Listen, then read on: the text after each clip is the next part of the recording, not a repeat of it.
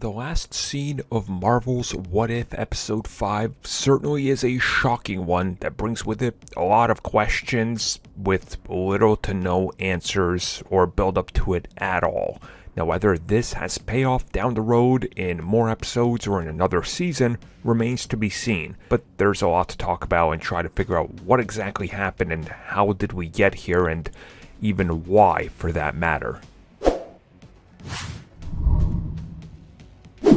So the last scene in the Marvel Zombies episode is Thanos wielding the Infinity Gauntlet, missing one remaining Infinity Stone, which our three surviving heroes, who consist of Spider-Man, T'Challa, and Ant-Man, happen to have. Now he's awaiting them in Wakanda, where they are arriving to because they believe that this is the final safe haven and that within the walls that they can synthesize a cure with the Infinity Gem that they possess. Thanos is here.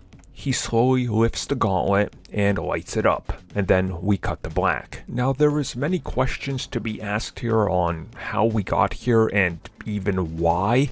As we see, the episode starts off with quite clearly it's right after the opening scene of Infinity War. Hulk is sent to Earth and then he ends up landing in the zombies version. Now from here on out, why exactly is Thanos after all the Infinity Stones as a zombie? I mean, what good will that do? Is he going to snap his finger and make half the zombies disappear so there's less population of zombies across the galaxy? Because we don't know how far reaching this is, or is it just for Earth that it's going to affect? But that also doesn't make sense, because then quite obviously how did it get out there to him and the people he's involved with, we presume? I mean, there's a lot of unanswered questions in this one, which, again, I don't think it's a fault of the episode, and I think the last scene is meant to tease the bigger picture that hopefully we can get to down the road, because there's a lot of stuff that is in this that is going on that they just never had a lot of time to explore, and I think that's actually a detriment to this episode.